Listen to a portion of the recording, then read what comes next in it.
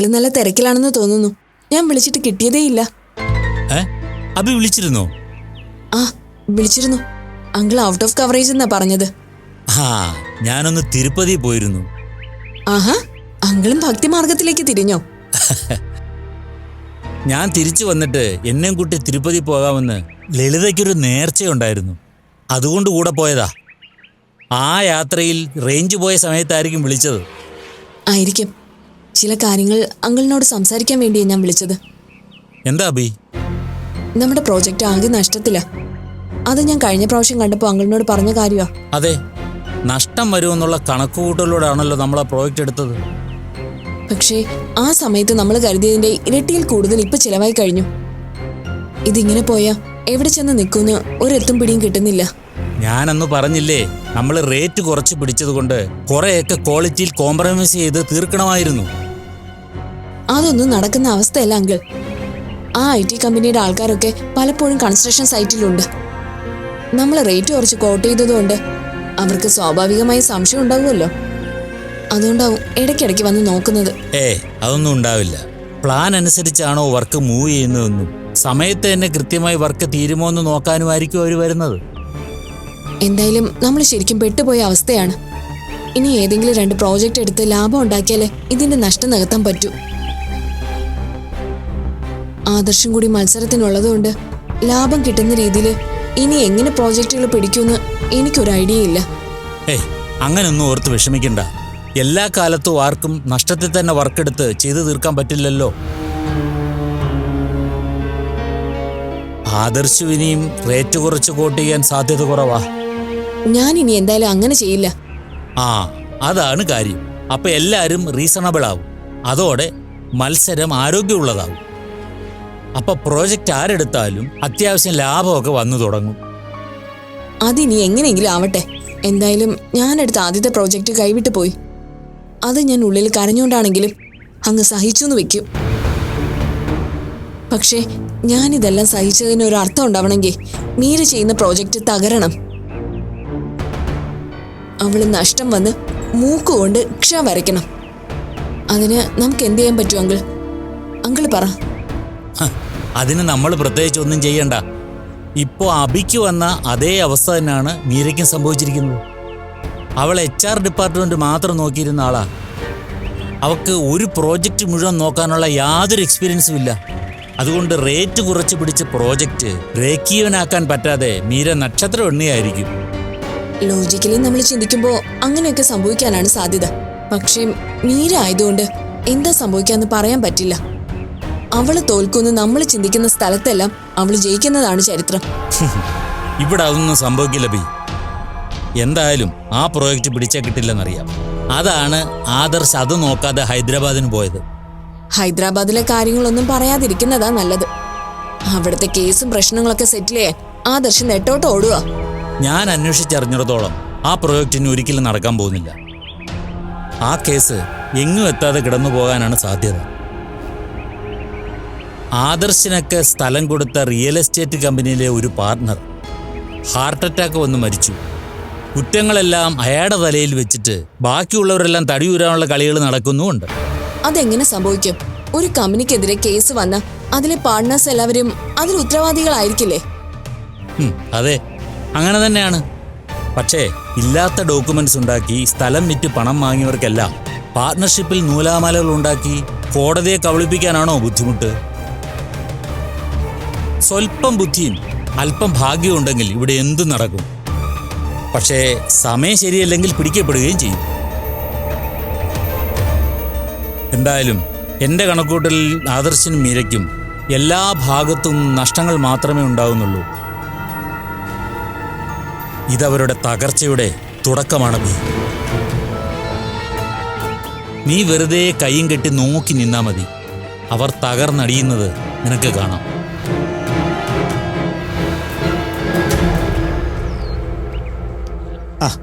മോള് നല്ല തിരക്കിലാണല്ലോ. ഇങ്ങോട്ടൊന്നും ഇറങ്ങാൻ പോലും സമയം കിട്ടുന്നേ ഇല്ലല്ലോ. അതെ ചാ, തിരക്കുണ്ടായിരുന്നു. പുതിയ പ്രോജക്റ്റ് മുഴുവനായിട്ട് നോക്കാൻ ആദർശൻ എന്നെ ഏൽപ്പിച്ചിരിക്കല്ലേ, അതിന്റെ ഓട്ടത്തിലാ. എന്നെ കൊണ്ട് സാധിക്കുന്ന എന്തെങ്കിലും സഹായം വേണമെങ്കിൽ മോള് പറഞ്ഞാ മതി. പറയാച്ചാ. പിന്നെ പ്രോജക്റ്റ് തുടങ്ങാൻ അമ്മാവൻ പറ്റുന്ന രീതിയിലെല്ലാം ഹെൽപ്പ് ചെയ്യുന്നുണ്ട്. അമ്മാവൻ സഹായിക്കാന്ന് പറഞ്ഞ കാര്യം ആദർശനോട് പറഞ്ഞപ്പോ അതൊന്നും വേണ്ടാന്ന് ആദർശേട്ടൻ പറഞ്ഞിരുന്നത്. പിന്നെ ഞാൻ എന്റെ അവസ്ഥയൊക്കെ പറഞ്ഞ് മനസ്സിലാക്കിയപ്പോ കമ്പനിക്ക് കുഴപ്പം വരാത്ത രീതിയിൽ അമ്മാവന്റെ അടുത്തൊന്ന് വേണ്ട ഉപദേശങ്ങളൊക്കെ സ്വീകരിച്ചോളാൻ പറഞ്ഞു. കമ്പനി തുടങ്ങിയിരുന്ന സമയത്ത് അമ്മാവന് സബ് കോൺട്രാക്ട് കൊടുക്കാന്നൊക്കെ പറഞ്ഞിരുന്ന ആളാ ആദർശേട്ടൻ. പിന്നെ നഷ്ടങ്ങളൊക്കെ വന്നു തുടങ്ങിയപ്പോ ആദർശേട്ടൻ ആകെ ടെൻഷനിലായി. അതോടെ തീരുമാനങ്ങളും മാറി. ഇതൊക്കെ പതിയെ മാറും മോളെ. സമയദോഷം വരുമ്പോ നഷ്ടങ്ങളൊക്കെ ഉണ്ടാവും, അത് സ്വാഭാവികമാണ്. സമയം മോശമായതുകൊണ്ടാണല്ലോ കമ്പനി പിരിഞ്ഞതും ഇങ്ങനെയൊക്കെ ആയതും. പിന്നെ ഒരു പുതിയ കമ്പനി എന്ന് പറയുന്നത് ഒരു കുഞ്ഞ് ജനിച്ചതുപോലെയാണ്. ആദ്യം അതിന് കരയാൻ മാത്രമേ അറിയൂ. നമ്മൾ അതിനെ നന്നായിട്ട് കെയർ ചെയ്ത് വളർത്തി വലുതാക്കണം. അപ്പൊ പിന്നെ പതിയെ കമിഴ്ന്ന് വീഴാനും മുട്ടിലെഴയാനും പിന്നെ പിച്ചവെച്ച് നടക്കാനും തുടങ്ങും. അങ്ങനെ നടക്കുമ്പോൾ പല പ്രാവശ്യം വീണെന്നും വരും. അവിടെ നിന്ന് എഴുന്നേറ്റ് പതിയെ നന്നായിട്ട് നടന്നു തുടങ്ങും. അതുവരെ ഉള്ളതെല്ലാം ബാലാരിഷ്ടതകളായി കണ്ടാൽ മതി. അച്ഛൻ പറയുന്നതൊക്കെ ശരിയാ. പക്ഷെ ആദർശേട്ടൻ ചെയ്തുകൊണ്ടിരിക്കുന്ന ബിസിനസ് തന്നെയാണല്ലോ ഇതും. പ്രോജക്റ്റുകളും അത് തന്നെയാ. പേരൊന്ന് മാറ്റിയെന്ന് കരുതി ഇത്രയൊക്കെ മാറ്റങ്ങൾ ഉണ്ടാവുമെന്നോ ഇത്രയും പ്രശ്നങ്ങൾ നേരിടേണ്ടി വരുമെന്നോ അറിഞ്ഞില്ലല്ലോ. ആദർശിന്റെ ഭാഗത്തുനിന്ന് ചിന്തിക്കുമ്പോൾ അതും ശരിയാ. ആദർശേട്ടൻ ടെൻഷനായ അത് വീട്ടിലെ എല്ലാവരെയും ബാധിക്കും. അതും ശരിയാ മോളെ. ഇത് ഞങ്ങൾ ആണുങ്ങളുടെ ഒരു സ്വഭാവമാണ്. ടെൻഷനുകളും ഉള്ളി വെച്ച് പെരുമാറും. വീട്ടിലുള്ളവരുടെ സന്തോഷങ്ങൾ നഷ്ടപ്പെടാതിരിക്കാൻ വേണ്ടിയാ. എങ്കിലും എല്ലാവർക്കും അത് എപ്പോഴും സാധിച്ചു എന്ന് വരില്ല. ഉള്ളിൽ വീർപ്പ് മുട്ടിയിരിക്കുന്ന പ്രശ്നങ്ങളെല്ലാം ചേർന്ന് ഉണ്ടാക്കുന്ന സ്ട്രെസ് കൂടുതലായി കഴിഞ്ഞാൽ ഒരു ദിവസം അത് പൊട്ടിത്തെറിക്കും. വീട്ടിലെ സമാധാനങ്ങളെല്ലാം നഷ്ടപ്പെടുത്തുന്ന വലിയ വഴക്കുകളുണ്ടാവും. അങ്ങനെയൊന്നും സംഭവിക്കാതിരിക്കാനാവും ഈ പ്രോജക്റ്റ് ആദർശേട്ടൻ എന്നെ ഏൽപ്പിച്ചത്. ഇതൊന്നും ഏറ്റെടുത്ത് നോക്കാനുള്ള കഴിവോ എക്സ്പീരിയൻസോ എനിക്കില്ലെങ്കിലും ആദർശേട്ടന്റെ ടെൻഷൻ കുറയട്ടെ എന്ന് കരുതിയിട്ടാ എന്നെ കൊണ്ടാവും പോലെ ചെയ്യാന്ന് തീരുമാനിച്ച് ഞാൻ ഏറ്റെടുത്തതും. അത് ചെയ്യേണ്ടത് മോളുടെ കടമ തന്നെയാ. മോൾക്ക് ഇത് നന്നായിട്ട് ചെയ്യാൻ സാധിക്കുമെന്ന് തന്നെയാ അച്ഛന്റെ വിശ്വാസം. എല്ലാം ഭഗവാനോട് പ്രാർത്ഥിച്ച് ചെയ്യുക. ബാക്കിയെല്ലാം അവിടുന്ന് ചെയ്തോളും. ഭഗവാന്റെ അനുഗ്രഹം കിട്ടിയാലേ ഇതെനിക്ക് നന്നായി പൂർത്തിയാക്കാൻ പറ്റൂ. അതിനുവേണ്ടി ഞാൻ നന്നായി പ്രാർത്ഥിക്കുന്നുണ്ട് അച്ഛാ. പ്രാർത്ഥനകൾക്കൊന്നും ഒരു മുടക്കം വരാതെ നോക്കണം മോളെ. ഇനിയിപ്പോ സൂരജിന്റെ കാര്യത്തിൽ ടെൻഷനൊന്നും മാറിക്കിട്ടാൻ എന്താ ചെയ്യേണ്ടതെന്ന് അറിയില്ല. വീണ പറഞ്ഞിട്ട് ആ സൂരജിനെ ഇവിടുന്ന് മാറ്റാൻ ഞാൻ പറഞ്ഞത്. അതിന്റെ പേരിൽ വിദ്യ ഒരുപാട് വിഷമിക്കുന്നുമുണ്ട്. വിദ്യ ഒരു ദിവസം വീട്ടിൽ വന്നിരുന്നു. അത് ഞാൻ മോളോട് പറഞ്ഞതല്ലേ. അതെ അച്ഛാ, വിദ്യയുടെയും സൂരജിന്റെയും കാര്യത്തില് എനിക്ക് നല്ല വിഷമമുണ്ട്. ബീനാമ്മയും അമ്മായിയും ക്ഷമിക്കാതെ അക്കാര്യത്തിൽ നമുക്കൊന്നും ചെയ്യാൻ പറ്റില്ലല്ലോ. അതെ, ഈശ്വര നിശ്ചയം എന്താണെന്ന് നമുക്കറിയില്ലല്ലോ. അർത്ഥമില്ലാത്ത വാശിയും പിണക്കങ്ങളും കൊണ്ട് സങ്കടങ്ങളല്ലാതെ മറ്റൊന്നും ഉണ്ടാവില്ലെന്ന് അവർ തിരിച്ചറിയുന്ന ദിവസം വരെ അവരിതിങ്ങനെ തുടരും. ആർക്കും ഒരു കുഴപ്പവും വരാതെ എല്ലാം ഭംഗിയായിട്ട് നടന്നാ മതിയായിരുന്നു. എനിക്ക് അവരെ സപ്പോർട്ട് ചെയ്യാനും വയ്യ, എതിർക്കാനും വയ്യ എന്നുള്ളൊരവസ്ഥയിലാണ് ഇപ്പോൾ ഉള്ളത്. എനിക്കും മനോജിനും അവരെ അനുകൂലിക്കാൻ മനസ്സുണ്ട് മോളെ. പക്ഷേ ബീനിയും തന്നെയും ഒരു രീതിയിലും അടുക്കുന്നില്ല മോളെ. ഇനിയെല്ലാം വിധി പോലെ വരട്ടെ, അല്ലാതെ എന്ത് ചെയ്യാന്. അതെ അച്ഛാ. ആ എന്നാ മോൾ ഇനി സമയം കളണ്ട, പൊയ്ക്കോളൂ. ഒരുപാട് കാര്യങ്ങൾ ചെയ്യാനുള്ളതല്ലേ. എനിക്ക് 1-2 ഷോപ്പുകളിൽ വിസിറ്റ് ഉണ്ട്. ശരി അച്ഛാ, എന്നാ ഞാൻ ചെല്ലട്ടെ. ആ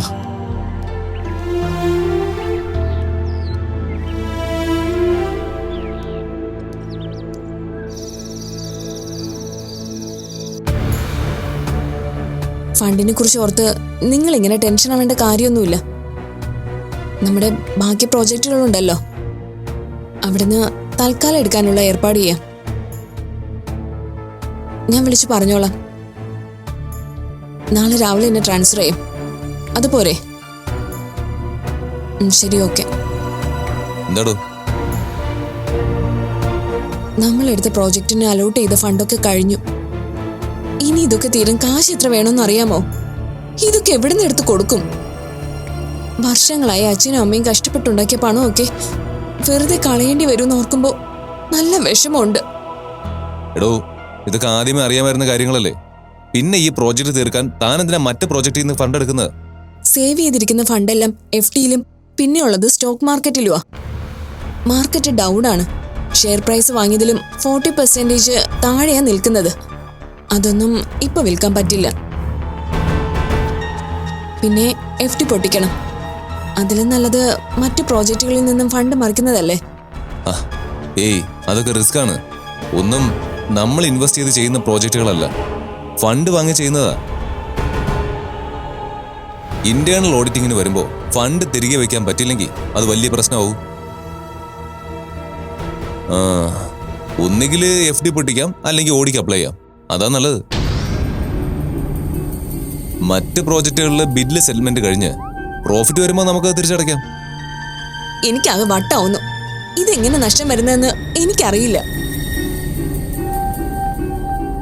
ഇതിനേക്കാൾ റേറ്റ് കുറച്ചെടുത്ത പ്രോജക്റ്റാണ് മീര ചെയ്യുന്നത്. അതിന്റെ ഫസ്റ്റ് സ്റ്റേജ് കഴിഞ്ഞപ്പോൾ എസ്റ്റിമേറ്റിനേക്കാൾ നല്ല ലാഭത്തിൽ തീർക്കാൻ പറ്റിയെന്ന് പറഞ്ഞു കേട്ടത്. എടോ, ഞാൻ അന്നേ തന്നോട് പറഞ്ഞതാ, മീര കഴിവും ഈശ്വരാനുഗ്രഹവും ഉള്ള ആളാണെന്ന്. അത് രണ്ടും കൂടി കിട്ടാൻ വലിയ പാടാണെന്ന്. അങ്ങനെയുള്ളവരെ തോൽപ്പിക്കാനും പറ്റില്ല. നമ്മൾ വെറുതെ വാശിയും വൈരാഗ്യം കൊണ്ടുവരുന്ന് സ്വയം നശിക്കുകയുള്ളൂ.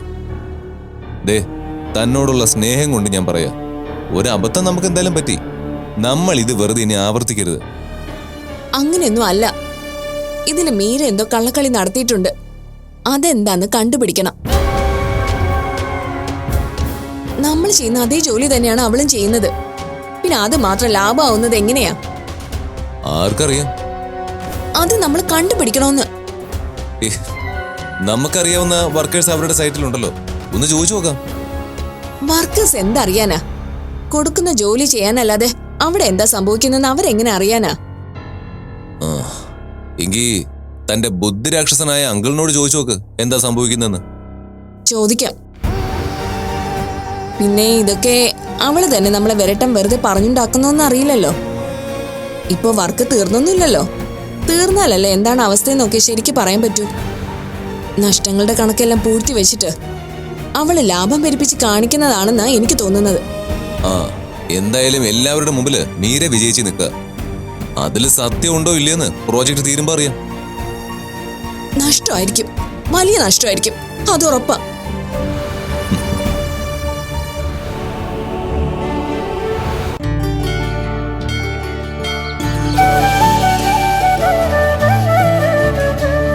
മീര, കുറച്ച് ദിവസമായാലും ഇവിടേക്ക് വന്നിട്ട് എന്തു പറ്റി? പ്രോജക്റ്റിന്റെ തിരക്കായിരുന്നു. എനിക്ക് അത്ര എക്സ്പീരിയൻസ് ഇല്ലാത്തതുകൊണ്ട് നല്ലവണ്ണം പണിയെടുത്താലേ എന്തെങ്കിലും എടുക്കാൻ പറ്റുമായിരുന്നുള്ളൂ. എന്നിട്ട് എന്തായി പ്രോജക്റ്റിന്റെ അവസ്ഥ? കരുതിയിരുന്ന നഷ്ടമൊന്നും ഇതുവരെ ഉണ്ടായിട്ടില്ല. ആദർശേട്ടൻ പറഞ്ഞതനുസരിച്ച് ശരിക്കും പേടിച്ചാ ഓരോ ദിവസവും ഞാൻ തള്ളി നീക്കിയിരുന്നത്. പക്ഷേ അങ്ങനെ പേടിക്കേണ്ട പ്രശ്നങ്ങളൊന്നും വരാതെ ഭഗവാൻ കാത്തു എന്ന് പറയുന്നതാ സത്യം. എസ്റ്റിമേറ്റിനേക്കാൾ കുറഞ്ഞ എമൗണ്ടിൽ പ്രോജക്റ്റിന്റെ ഇതുവരെയുള്ള കാര്യങ്ങളൊക്കെ പൂർത്തിയാക്കാൻ പറ്റിയിട്ടുണ്ട്. ആരുമില്ലാത്തവർക്ക് ഭഗവാൻ തുണയായി ഉണ്ടാവുമെന്ന് മീരയ്ക്കിപ്പോ വിശ്വാസമായില്ലേ? എന്റെ ജീവിതത്തിലെ എല്ലാ പ്രതിസന്ധികളിലും ഭഗവാൻ മാത്രമാണ് എന്നെ തുണച്ചിട്ടുള്ളത്. എനിക്ക് വേണ്ട കാര്യങ്ങൾക്ക് നല്ല ഉപദേശം തരാൻ മുകുന്ദേട്ടനെ തന്നതും ഭഗവാൻ തന്നെയാ. നഷ്ടം വരുത്താതെ പ്രോജക്റ്റിന്റെ വർക്ക് പൂർത്തിയാക്കാൻ സാധിച്ച ആദർശേട്ടന് അത് വലിയ സന്തോഷമാവും. ഭക്തിയും പ്രാർത്ഥനയും കൊണ്ട് ബിസിനസ് വളരില്ല എന്നും പ്രോജക്റ്റ് തീരില്ല എന്നുമായിരുന്നല്ലോ ആദർശന്റെ വാദം. ഇനി എങ്ങനെ ആദർശ് മീരയുടെ മുന്നിൽ പിടിച്ചു നിൽക്കും? എനിക്കങ്ങനെ ആദർശേട്ടനോട് മത്സരിക്കണമെന്നൊന്നുമില്ല. എങ്ങനെയോ ഈശ്വരാനുഗ്രഹം കൊണ്ടും എല്ലാവരുടെയും സഹായം കൊണ്ടും ലാഭത്തിലായതാ, അല്ലാതെ എന്റെ കഴിവൊന്നുമില്ല. ആദർശേട്ടന്റെ ടെൻഷനൊക്കെ മാറി സന്തോഷത്തോടെ സംസാരിക്കാനും സ്നേഹത്തോടെ പെരുമാറാനും സാധിക്കണം. അല്ലാതെ പ്രോജക്റ്റ് ലാഭമായി അതിൽ നിന്നും പണം ഉണ്ടാക്കണമെന്നൊന്നും ഞാൻ ആഗ്രഹിച്ചിട്ടില്ല മോന്തേട്ട. പണം നൽകുന്നത് ജീവിത സൗകര്യങ്ങൾ മാത്രമാണ്. മനസ്സിന്റെ സന്തോഷവും സമാധാനവും ചിന്തകളിലാണുള്ളത്. സ്വസ്ഥമായ മനസ്സിൽ ഈശ്വരൻ വിളങ്ങും. അവിടെ ശാന്തിയും സമാധാനവും ഉണ്ടാവും.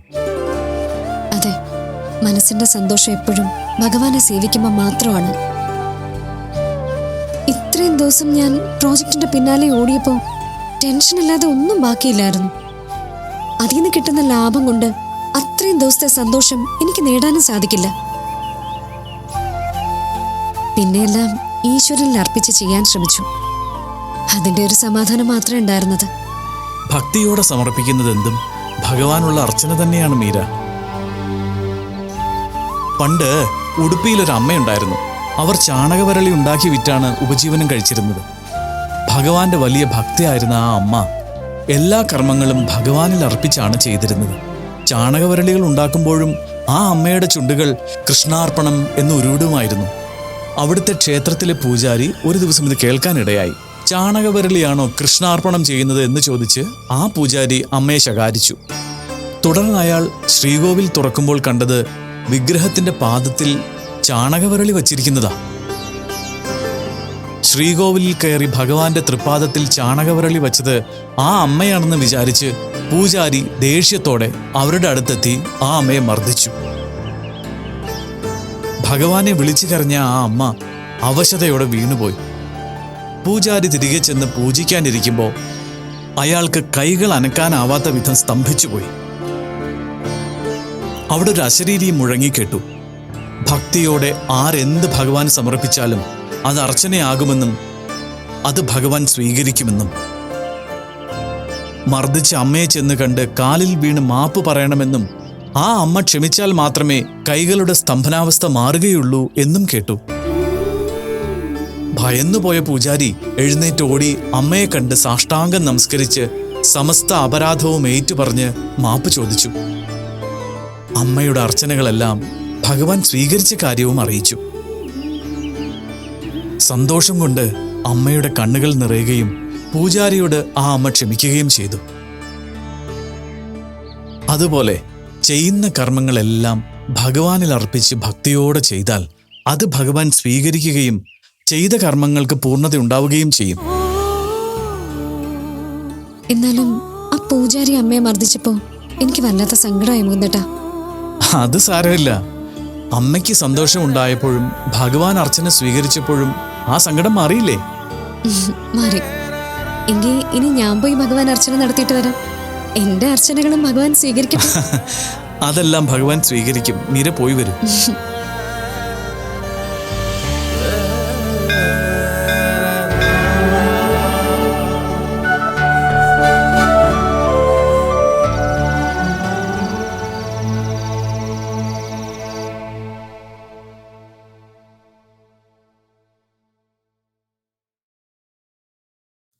അല്ല, മോള് കിടന്നില്ലേ? ഇല്ലമ്മേ, ആദർശേട്ടൻ വരുമെന്ന് പറഞ്ഞായിരുന്നു. ആണോ? വരുന്ന സമയം പറഞ്ഞിരുന്നോ? ഇല്ല, കുറച്ചു മുമ്പ് ഞാൻ വിളിച്ചു നോക്കി, പക്ഷെ കിട്ടിയില്ല. ആദർശ് വരുമ്പം വിളിച്ചോളാം. മോള് പോയി കിടന്നു. എന്തെങ്കിലും അത്യാവശ്യം വന്ന ആദർശിന്റെ പ്ലാൻ എന്തെങ്കിലും മാറിയിട്ടുണ്ടെങ്കിൽ വെറുതെ ഉറക്കം നഷ്ടപ്പെടും. ആദർശേട്ടൻ വന്നോന്നാ തോന്നേ.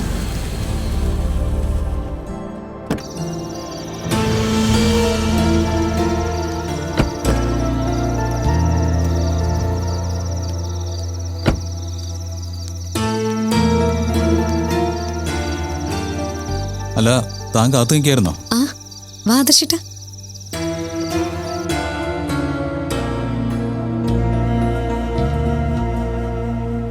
അമ്മയും കിടന്നില്ലായിരുന്നോ? ഹാളിൽ ലൈറ്റ് ഇട്ടേക്കെന്ന് കണ്ടു വന്നതാ ഞാൻ. അപ്പോഴാ മീരെ കണ്ടത്.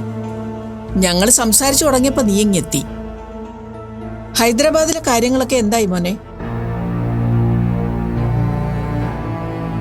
അതിന് നോക്കണ്ടമ്മേ. എന്നുവെച്ചാ നീ എന്താ ഉദ്ദേശിച്ചേ? കാര്യം തെളിച്ചു പറ. ആ പ്രൊജക്റ്റിന് തിരിച്ചു കിട്ടുന്ന ലക്ഷണമില്ലമ്മേ. നമുക്ക് സ്ഥലം തന്നവരെ ഇതുവരെ കണ്ടുപിടിക്കാൻ അവിടുത്തെ പോലീസിന് കഴിഞ്ഞിട്ടില്ല. അത് നമ്മുടെ തെറ്റല്ലല്ലോ ആദർശേട്ടാ. അത് നമ്മുടെ തെറ്റല്ല.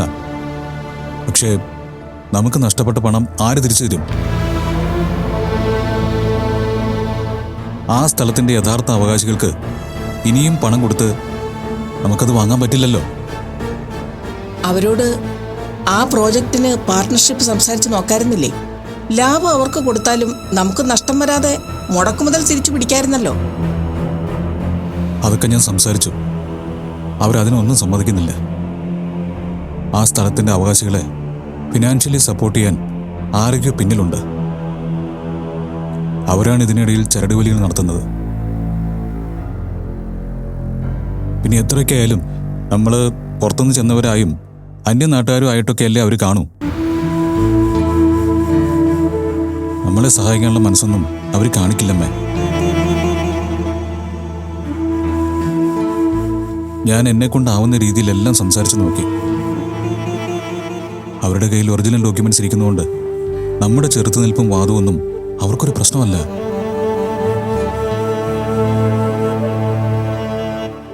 നമ്മുടെ നിരപരാധിത്വം കോടതിയിൽ തെളിഞ്ഞെങ്കിലും പ്രതികളെ കിട്ടാത്തതുകൊണ്ട് നമ്മുടെ പണം തിരികെ വാങ്ങാനും വഴിയില്ല.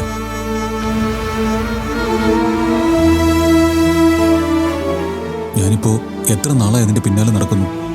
വെറുതെ സമയം കളഞ്ഞതല്ലാതെ ഒരു പ്രയോജനം ഇതുവരെ ഉണ്ടായില്ല. ഇനി അത് വിട്ടേക്കാമേ. പക്ഷേ ഈ വർഷം ബാക്കി പ്രോജക്റ്റിൽ നിന്ന് കിട്ടുന്ന ലാഭം എല്ലാം കൂടി കൂട്ടിയാലും കമ്പനിയുടെ നഷ്ടം നികത്താൻ പറ്റുമെന്ന് അറിയില്ല.